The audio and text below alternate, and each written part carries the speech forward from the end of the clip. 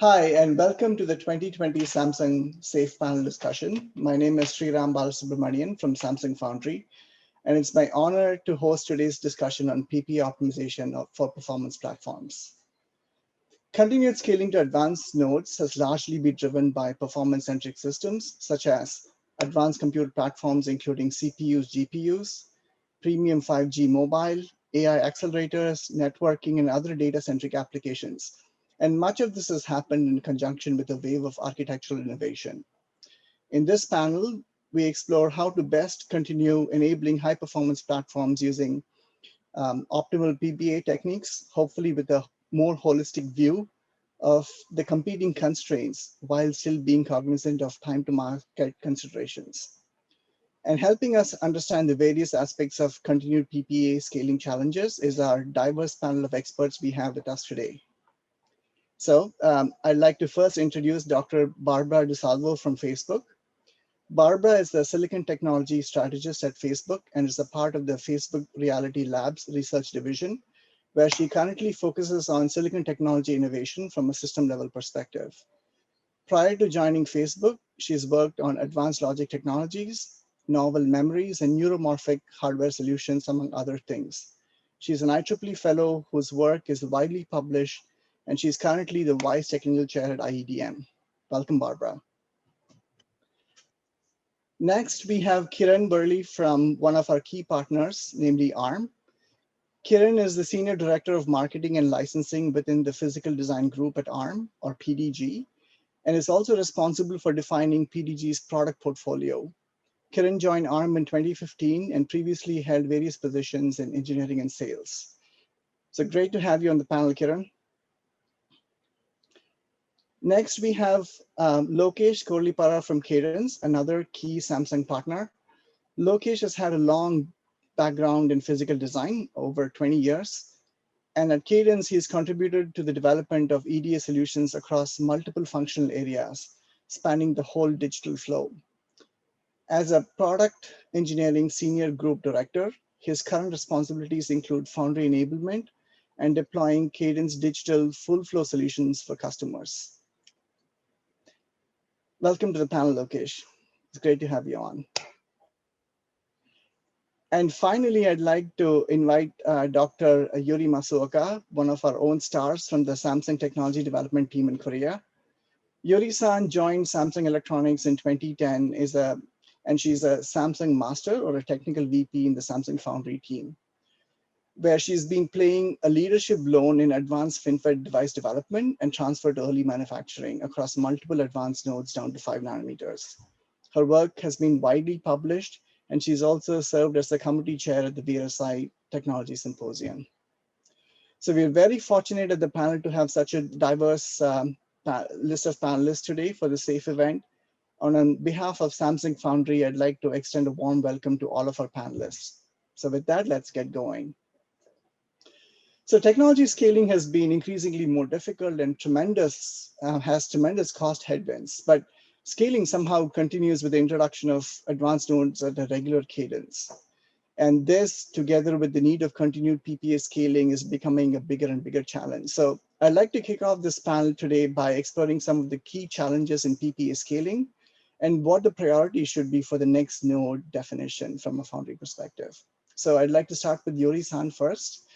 So Yuri-san, starting at the most fundamental silicon technology level, what's the role of the silicon technologists in driving continued PPA innovation?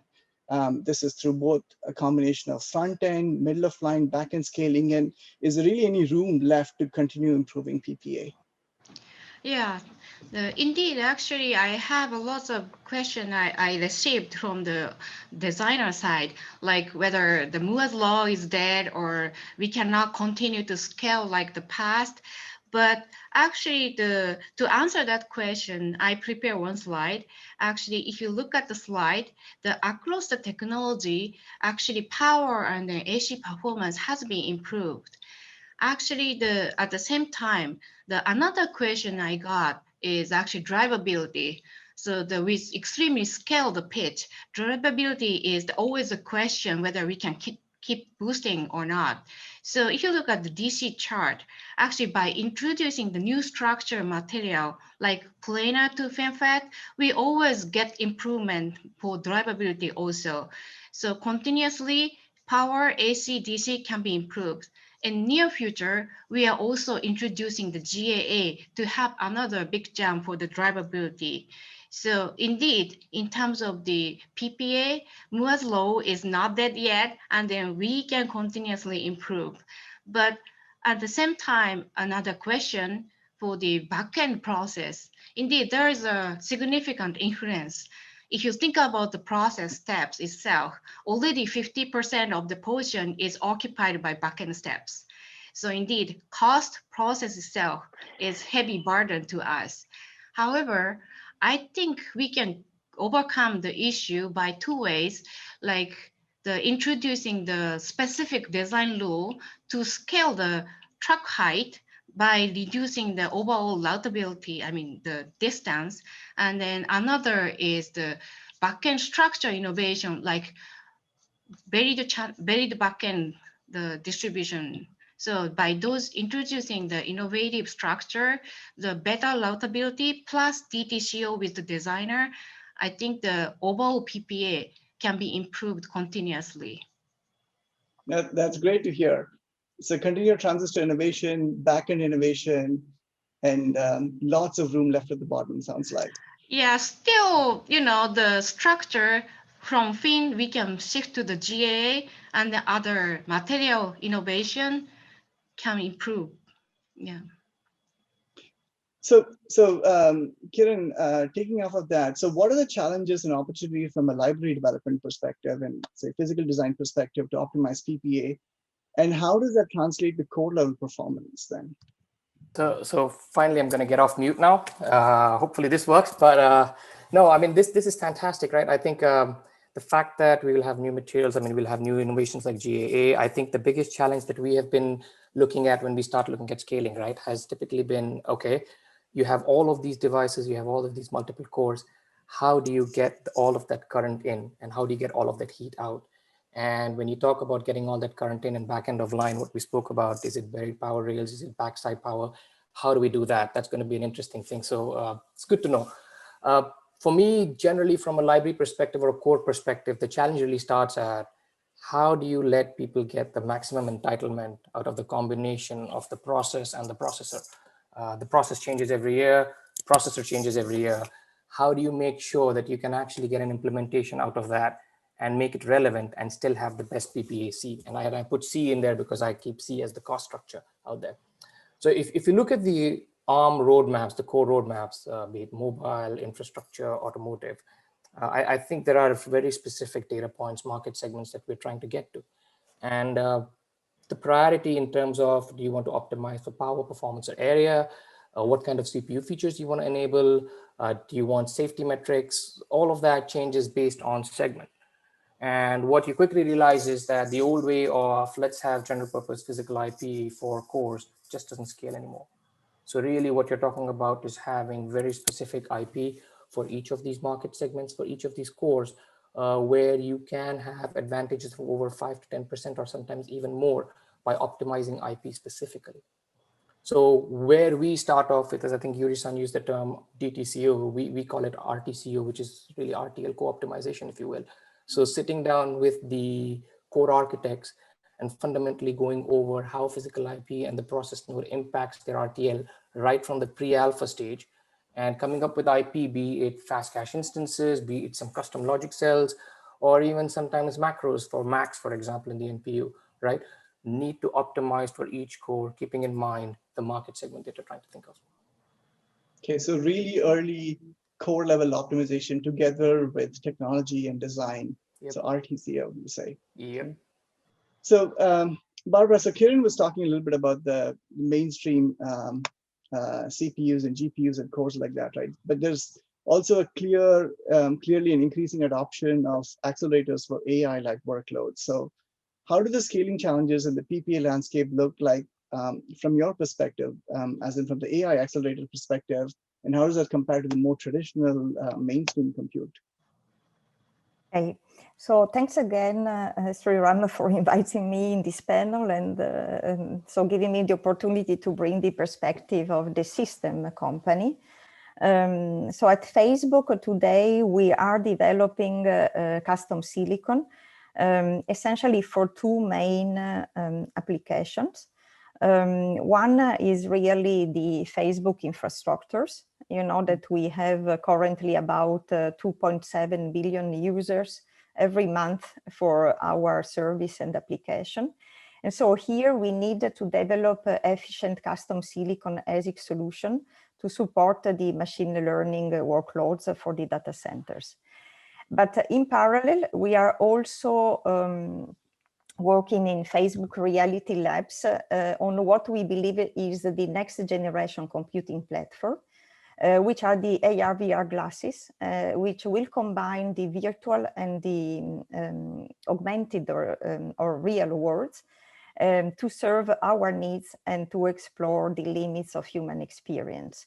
Obviously, here silicon is only one piece of the, let's say, technologies which are needed to create this fully augmented reality experience.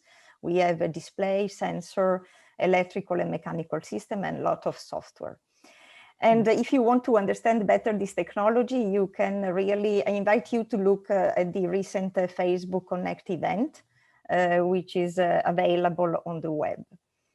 So coming back to the question of what is needed for the future logic technology, my point is that the performance obviously is very important for both this kind of application, because they are all the workload, I mean, most of the workload are really machine learning driven, okay? But the great challenge is definitely in terms of power and energy efficiency. And for both the cloud and the edge, obviously with different ranges and different characteristics. In the cloud, the processors are mostly always active. So they are designed to work at the maximum frequency with the maximum charge. And so the main issue is in terms of dynamic power. In the edge or the extreme edge, as the case of the augmented reality glasses, there is a large diversity of operating points in terms of performance and activity. And this means that for a lot of time, these devices are in standby. And so the leakage is really very important. And we really need a breakthrough in terms of improvement for both logic and memories. We are looking really for, you know, a 100 factor in improvement. So I would say that the optimal really depends on the target application.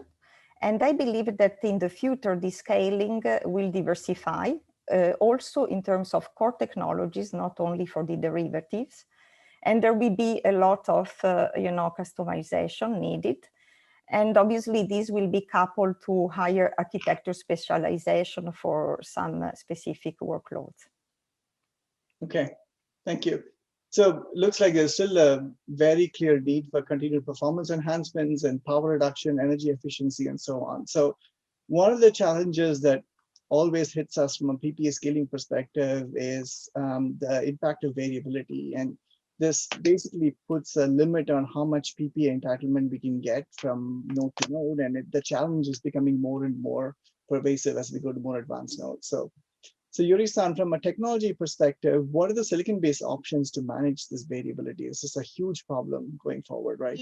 Yes, yeah, indeed. I also get a lot of the requests, like whether designer can design from 3 sigma to 2 sigma, but that will be a burden to the silicon and process side. However, we are aware of the importance of this variability handling. So recent advanced technology, we from the beginning, we care about the variation to suppress the manufacturing level from the early stage of the development. That's actually one thing. And another is we are trying to introduce the new structure like GAA. By structure, we can really control the variability. So those are the process control we can have. But other thing combined with the design side, what we can do, I believe not limiting, but if we can focus on the some layout instead of using various layout, that can be also one option working together to reduce the variation overall. So more restrictive design rules, right? Yeah, More regular but intentionally we focus on the specific, restricted layout. The design rule allowed the various layout, but for the specifically variation care design, maybe we can just focus on some layout. That can be the collaboration. Okay, so continued adoption of more and more regular layout styles. Right. I see. So Kiran, from a library characterization point of view, how do you go ensure that the libraries are characterized to very good accuracy levels at low VDD? Because low VDD scaling is an important knob to get power scaling. And this has been a challenge historically. Variability modeling at low voltage has been a big challenge. So how do you address that from a library perspective? Right. And again, going off of what Yuri-san was talking about, right? I think we're talking about litho yield on one side, and then you have the functional yield, and then you have the timing yield. So if you think about yield from three perspectives, right? I think the litho yield, obviously the foundry, Yuri-san and team are taking care of that. From a functional yield perspective, I have to start there. Again, looking at, say, even HPC designs, multi-core kind of designs, you have so many flops that are being used. 1,000 Monte Carlo iterations is just not nearly enough resolution. So right there, you start looking at things like high sigma Monte Carlo to ensure that all your flops are going to be functional across a large range of voltages. So that's your starting point, functional yield, making sure that you can just work across a larger range. Beyond that, then you start looking at the timing yield itself in terms of when you're going into implementation, you have things like LVF with moments, and that has dramatically improved the delay variation modeling at low VDD. So those two knobs we work around for functional and timing yield, but our work really doesn't end there because really what ends up happening is the libraries that we provide to partners, they're supposed to be able to use this and implement in silicon. And for that, one of the bigger challenges we seem to be seeing now is around just power droop or DIDT. I know a lot of people will look at it from the higher end of the perspective, where if you're running high frequency, you're really worried about power droop. But at the low end as well, you don't have a lot of margin. You're running very close to the VT. So when you have these things like power droops, you really have an impact in terms of delay, and that can be quite significant. So for us, really now where the innovation goes is, okay, fine, we've been able to characterize this quite well. We have functionally made sure it's okay. Timing wise, we're good. How do you now put these on-die monitors, if you will, or stabilizers to make sure that you can actually cover for these kind of events? And in the future, once you start thinking about this or moving forward, and then you need to start thinking about things like aging or back end of line or even SER, which now seems to be cropping up more and more as people are putting a lot more of these flops in these kind of designs. Okay, so not just process variability, but also design interactions and how that causes droop issues and noise issues, and how do you model for that even? That's becoming more and more important. Yep. Okay. So Lokesh, a critical aspect of managing variability is this need to accurately capture systematic random variability components during design, while ensuring that tool runtimes don't explode. Right? That's become a huge challenge. Interesting. Design complexity is a huge problem in advanced nodes. So what are the approaches to trade off accuracy versus runtime while maintaining, while reducing design pessimism? That's become a big challenge. So give us your perspective on that. The key is really early and very seamless collaboration between all the co-partners, right, including the designer here. So, Kiran already touched upon the variability models like LVF with moments, increasing the accuracies for non-Gaussian curves here, adapting to that. So one part of this whole equation is how do you analyze it more effectively and accurately? So you're reducing the margins. Margins come from various areas, right? It could be parasitic modeling for devices. It could be IR drop modeling. Right now, nothing is mutually exclusive. There was a time when you could margin the design, then design close timing, close power, recover power, all those things. Now it has become, the operative word has been concurrently optimized for all the objective design functions here, really, right? And that's where I think also of late you're seeing trying to design at really low voltages and clock frequency scaling is very attractive for the power envelope, because if you look at a few years ago, the push was all about frequency. Who can get to the best frequency? 1 gigahertz, 2 gigahertz, 3 gigahertz, all of that, right? And then became this whole mobile revolution brought us the, how do you optimize it within a power envelope and all that. Now with all these data-driven economy right now, right? Technology today, there's explosion of data. So there's a lot of processing happening both at the cloud end as well as the edge. Power efficiency has become the new trend that we have seen. And I'm sure ARM, with whom we collaborate very closely, agree to that, right? Power efficiency is, you can put it both ways, right? Megahertz per milliwatt or milliwatt per megahertz, what is it there? So it's become imperative not only for analysis, it's become necessary for the EDA algorithms to evolve into being able to solve multiple cost functions concurrently, right? You do take care of timing, power, congestion, IR, and all those things. So and that's one part of the story. Second is once you start doing this kind of compute is expensive, right? There's a lot of things to analyze and put together. So there's also the scalability issue, right? If you had unlimited time to design, you could compute forever and get the best design. You don't, right? So you also need to see how you can abstract out some needs into a more reasonable and feasible way. That's one thing. And the second, that involves working together with the foundries and design foundation IP and everybody together.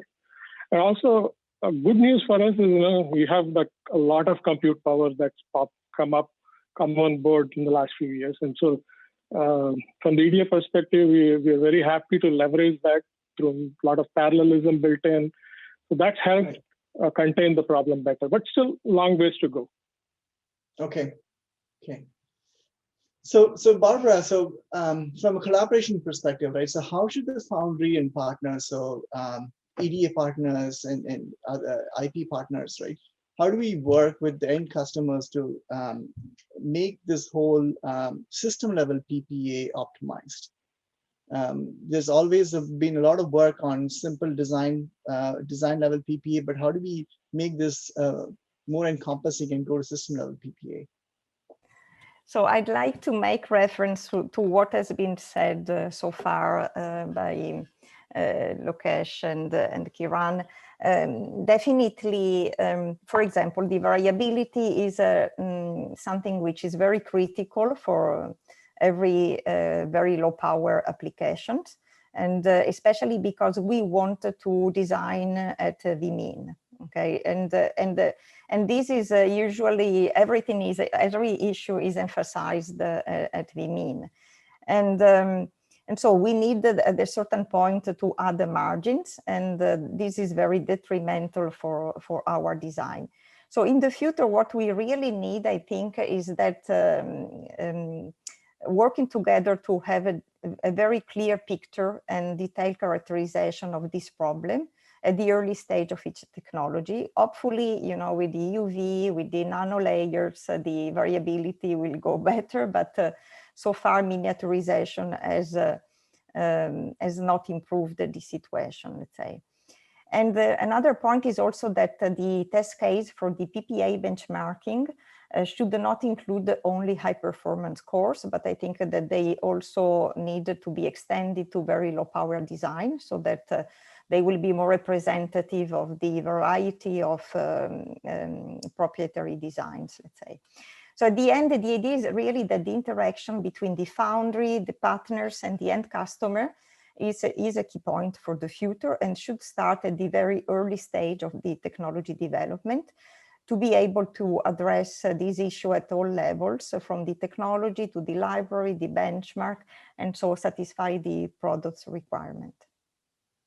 Okay, so that's actually a really nice segue to my next question, which is, whenever we talk to technology teams, a consistent input that we get is that they want to get early PPA feedback to optimize the different knobs they play with, right? So this is to enable really robust DTCO. So one of the key benefits of this early PPA analysis is that then the technology teams can make the right technology definition choices and trade-offs from a process bringer perspective. So So then, Yuri-san, when do you really need this? Ideally, need this feedback, and what's a point when it's too late? Yeah, actually, indeed, the earlier is better. So the ideally it should be before we release the PDK. If we can co-work, like what design rule can help to enable the better DTCO, and as Babel said, also Kiran said, the low VDD side, if we can manage the design, transistor design might be slightly different for the VDD. So those operation, the selection, it might be help to set the PDK cell. So better is earlier. Earlier is better, but the good thing for the Samsung Foundry is actually we are flexible. So even after the PDK, if you have any request, then we are flexibly adjust. Right, right. And our roadmap is pointing to a direction where VDD scaling is one of the salient features of the roadmap. And with the adoption of gate-all-around transistors, that it's a lot easier to do that on GAA than it was even there on FinFET, right? Right. So then, so Lokesh, then what's the role of EDA to enable this real-time DTCO? What form does DTCO feedback take then?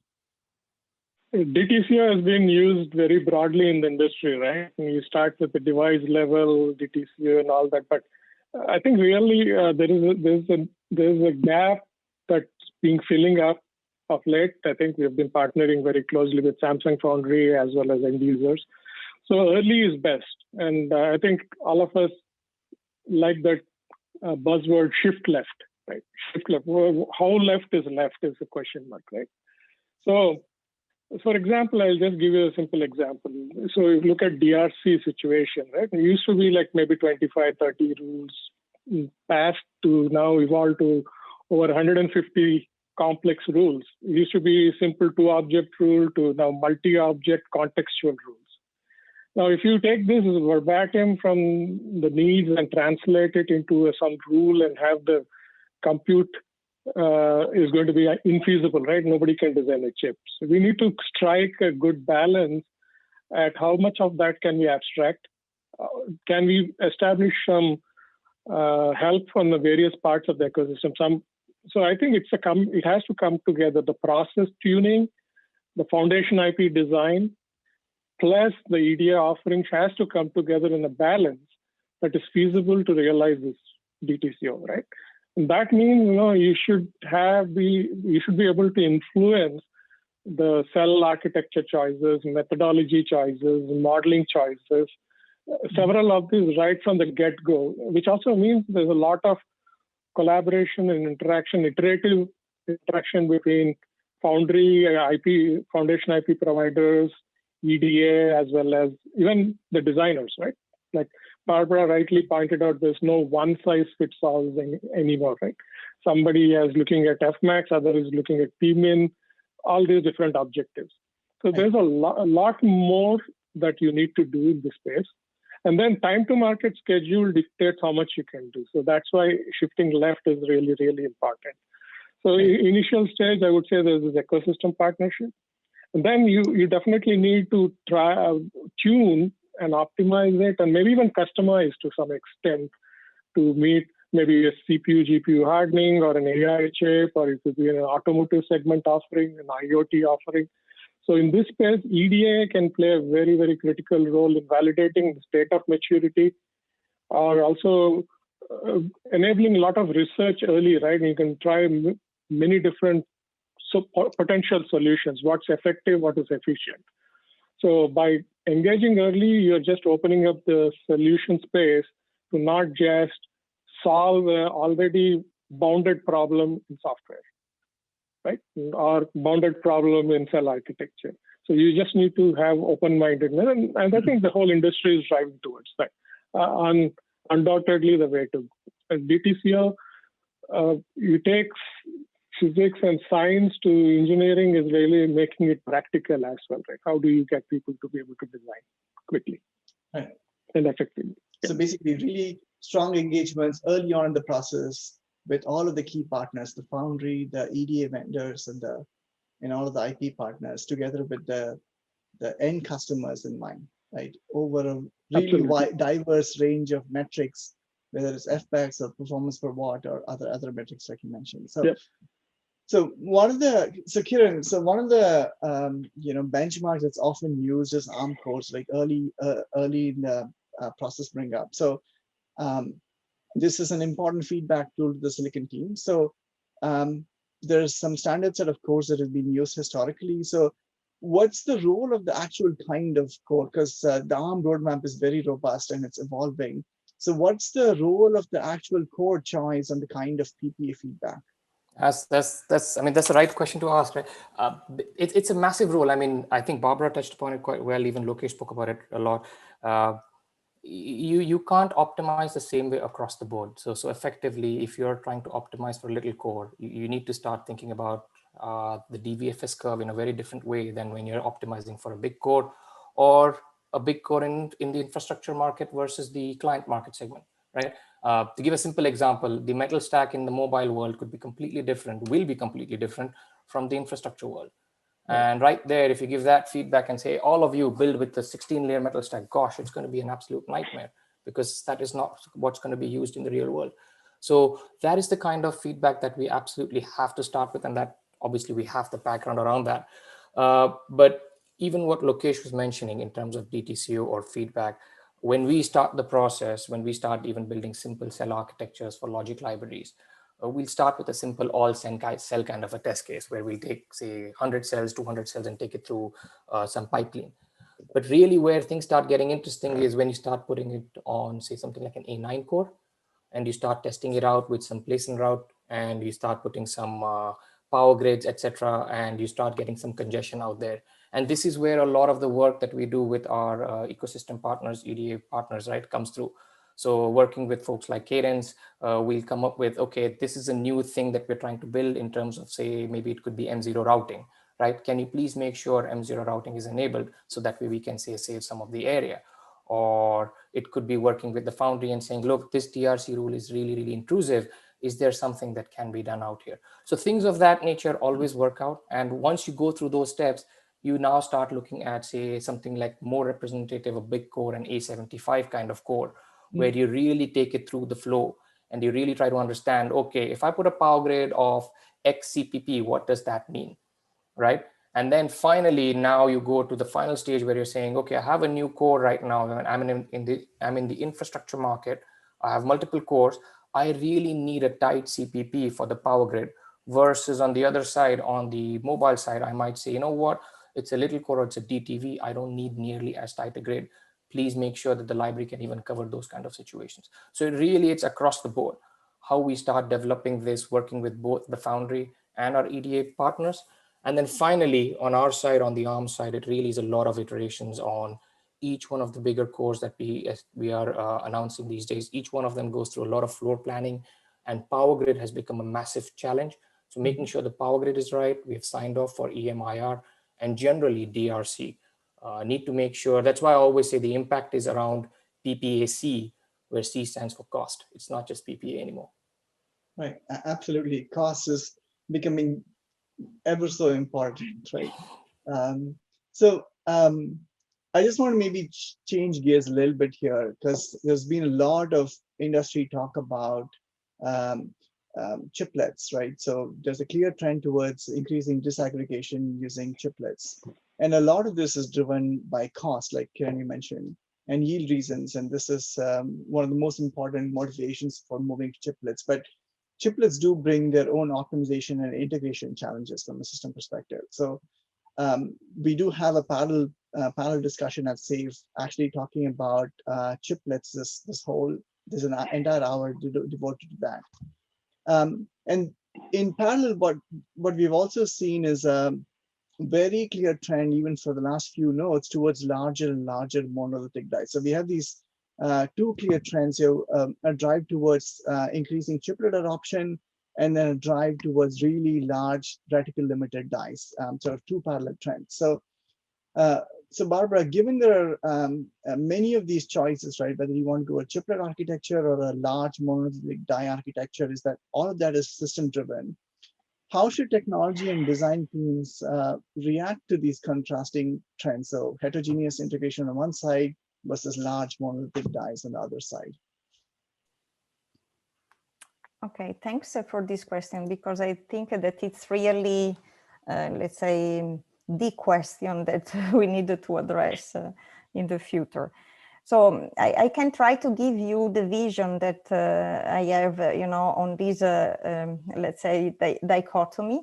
Essentially, so what we mean by heterogeneous integration? Essentially, we mean that we do not only put together, let's say, a system on chip, but it's really that we want to create functions out of this chip.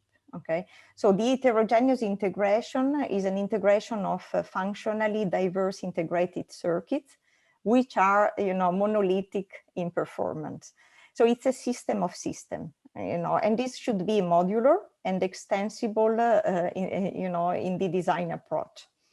And let me just mention that this was really the vision of Gordon Moore's also for the follow-up of the miniaturization, because, in his famous paper in page 3, he was telling that the future would have been really building integrated chips into systems. And essentially, these are chiplets. So it's a way to construct a more economic system and combine the best performance and best attribute from different technologies. At the same time, if the heterogeneous integration is essential, we need to be able to bring this function out from each chip. So, and these functions today are very complex. So we need a more tight integration. And again, going back to Moore's law, I think Yuri mentioned at the beginning, it has been shown, by several scholars that if the miniaturization is obviously, let's say, close to the end, nevertheless, what has always been the driving force has been really the density. Okay, so density of a transistor, of interconnects, of memory, and so on. And this density is what allows the functionality. So this will have to increase also. I think that it's not a dichotomy, coming back to the question, but it's really two parallel paths that we need to pursue in parallel. And maybe, even at the level of the silicon chip, really explore the third dimension with the tight ultra-dense technologies like micro TSV, hybrid bondings, and so to be able to tackle this complexity of the system. Okay, so so Yuri-san, maybe a cheeky question. So will heterogeneous integration and chip disaggregation make life really easy for you as silicon technologists? Well, in some sense, it makes my life easier, but still, as Barbara mentioned, we have to drive each chip. They need the high density chip, so we still have to work. And then at the same time, as just Barbara mentioned, still there's some work has to be done for the heterogeneous integration. Like thermal dissipation, those design is actually complicated. So to have the overall solution for both heterogeneous option and then large die option, I think as a foundry, we should prepare both to cover. Okay. Okay. So on the other hand, I can, this is for Lokesh, I can completely imagine that heterogeneous integration is going to be a complete nightmare for EDA tool vendors trying to do multi-domain optimization. So what is the EDA ecosystem's approach to system level optimization? How do you optimize PPA across multiple chiplets? Yeah, very good question, Sriram. I think there's been talk of this multi-chiplet design for a while now in the industry. But finally we are at a point where we cannot ignore the fact it is one of the leading potential solutions for like the more than more, right, law vision. So while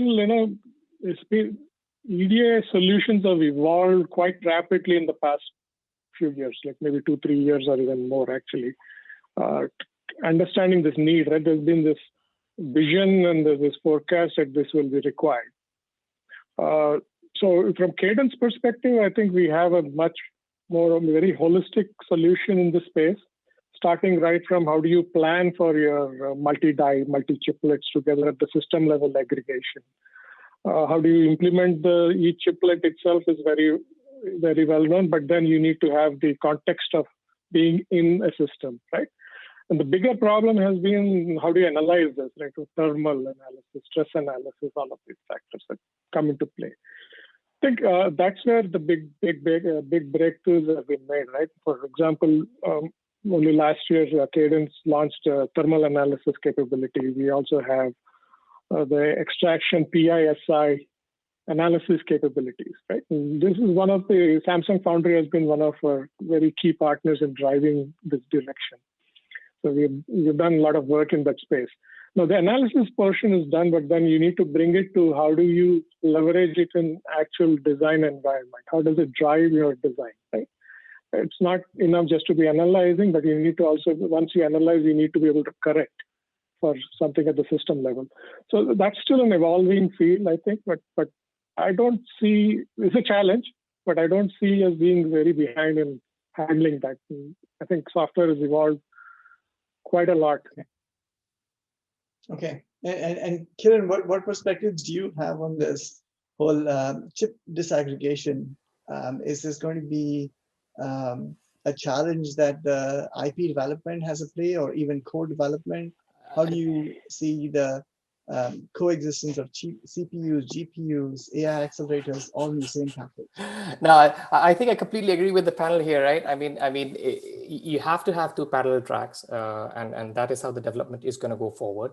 There is absolutely a need. There are market segments where you absolutely must have it. So it is going to happen. It's just a matter of time and getting it right and getting, from an ARM perspective, you need to think about how do you take advantage of this, and do you need to redo something on a core level, right? Memory bandwidth is one of the other bigger challenges that we see typically.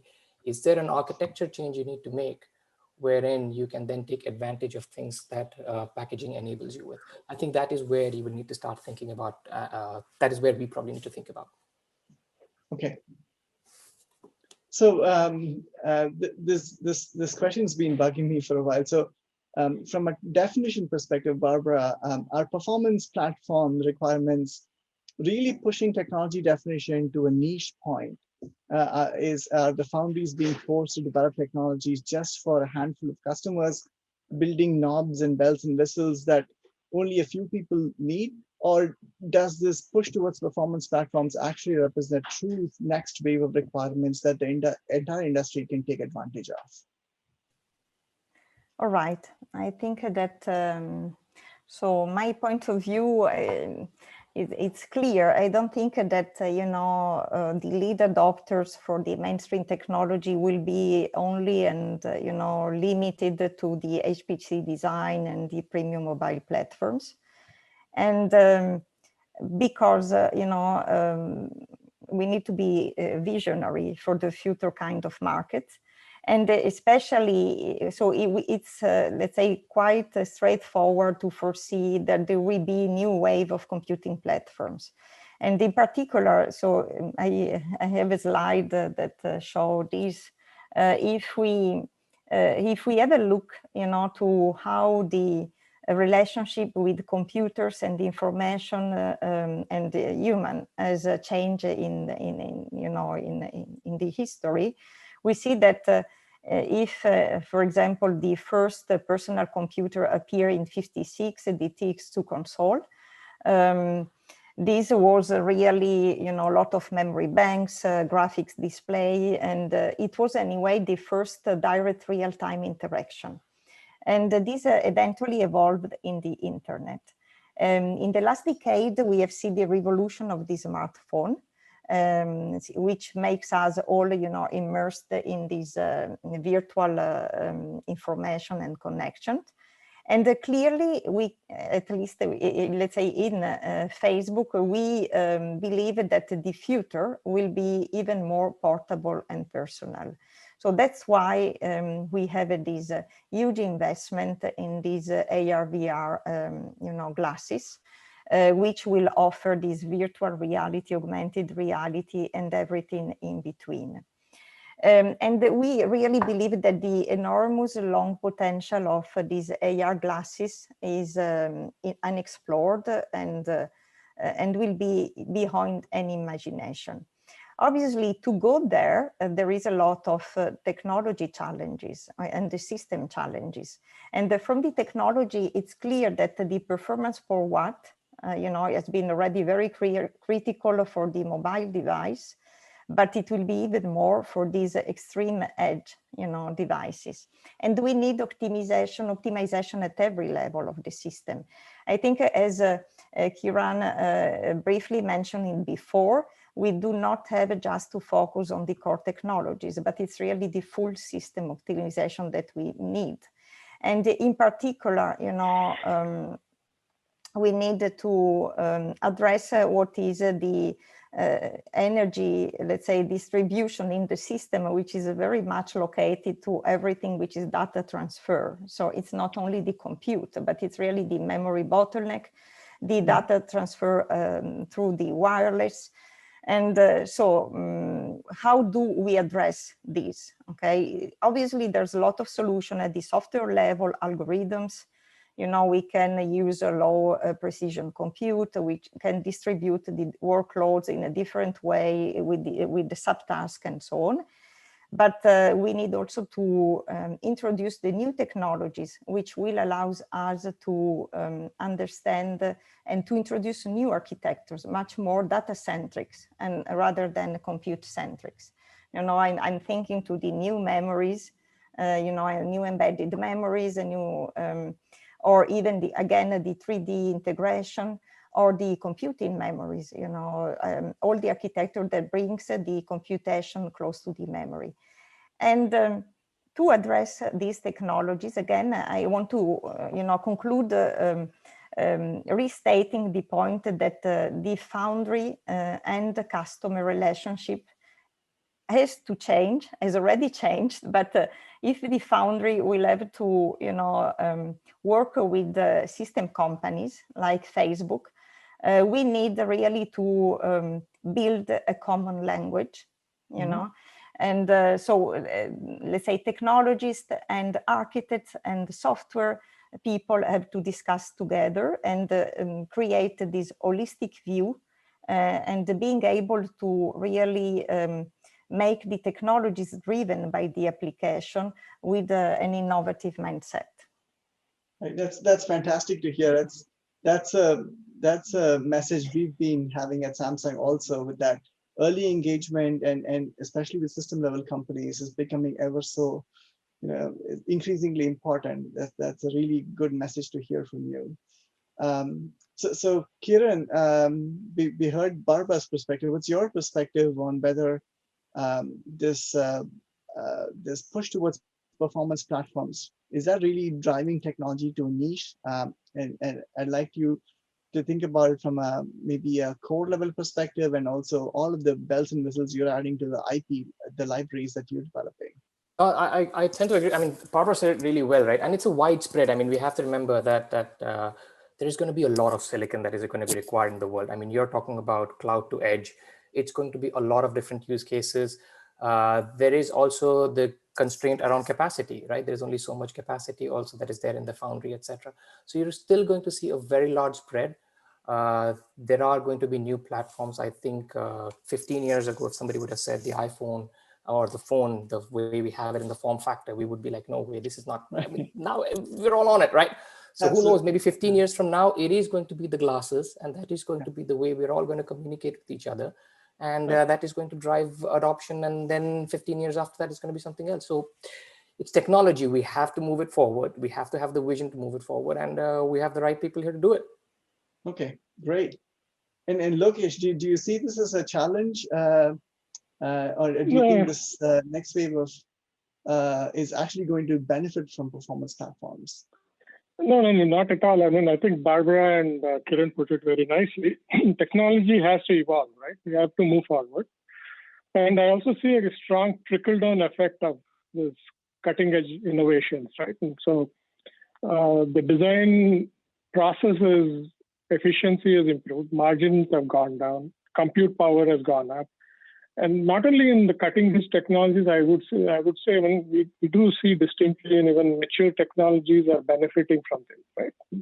Because the whole whole ecosystem and the design infrastructure, the thought process is innovative. So there are instances of people being able to squeeze out more from already established technologies. I think there's nothing like a niche here. Technology will always trickle down and benefit the broader industry segments. That's great to hear. I think that's exactly what Yuri-san and I wanted to hear from this panel, that the definition that Samsung's doing in advancing the roadmap, that's something that will sustain the next wave of innovation as well. I don't know if Yuri-san, you want to add something to that? Yeah, indeed. Actually, I don't think we also no need to go niche process. We just need to move forward to have a different stage of the collaboration from silicon to the system side, and then we can just offer the several options to cover that from silicon side. Yeah. Okay, that's great to hear. We've talked about a lot of different topics today.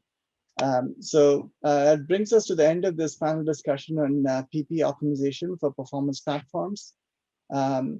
So it's very clear from talking to the panelists that optimizing system level PPA really requires close collaboration between all of the different parties involved. So system architects, design teams, EDA tool vendors, and of course the silicon teams and the enablement teams within the foundry. So I'd like to take this opportunity to thank our very diverse panel for their insights, and thank you for sharing your unique perspectives on this topic. I'd like to also encourage you to check out all of the other on-demand sessions available at SAFE, including the keynote talks. It's been really great hosting this panel discussion, and hope to see you live next year. Thank you very much. Thank you. Thanks a lot, guys. Bye. Thank you. Thank you. Bye.